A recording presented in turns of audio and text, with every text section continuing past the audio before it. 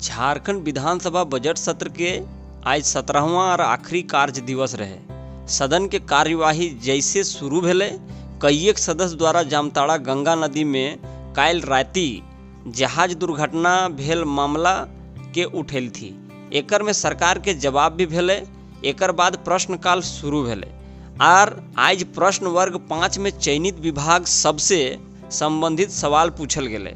अल्प सूचित और तारांकित सवाल मिलाए के गोट 50 गो सवाल होवे के रहे, जेकर में से एगो सवाल सदन में भेले और ओकर जवाब मिलले और एकर में पूरक सवाल के साथे साथ विस्तार से चर्चा भेले।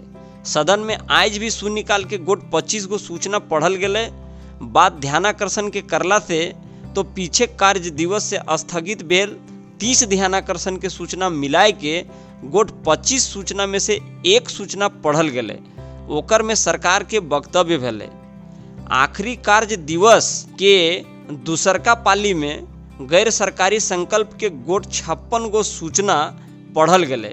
ओकर में सरकार के जवाब के बाद माननीय सदस्य आपन अभिस्ताव प्रस्ताव वापस लेल थी। एक महीना में गोट 17 गो कार्य दिवस और लगभग 80 घंटा वाला ई बजट सत्र लंबा भी रहले और राजहित में सार्थक और जन उपयोगी भी रहले।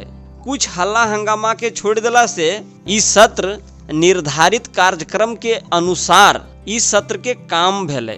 पूरा सत्र में 1070 सवाल मंजूर करल गेले, जेकर में 973 सवाल के जवाब विभाग से लिखित रूप में दियल गेले और 102 सवाल के सदन में जवाब मिलले और शून्यकाल के गोट 373 गो सूचना सदन में पढ़ल गेले।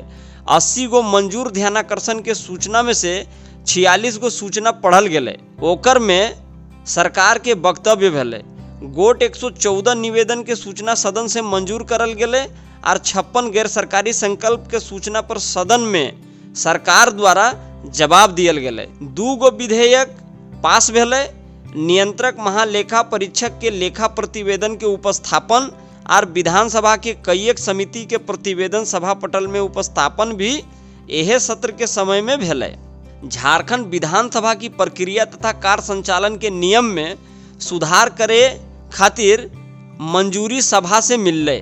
साथे साथ झारखंड विधानसभा दल परिवर्तन पर सदस्यता निर्भरता के नियम 2006 में संशोधन सुधार के भी सभा द्वारा मंजूरी दियल गेले। अध्यक्ष झारखंड विधानसभा और माननीय मुख्यमंत्री के समापन भाषण के बाद सत्र के समाप्ति भेले और सभा के कार्यवाही अनिश्चित काल खातिर स्थगित कर दियल गेले।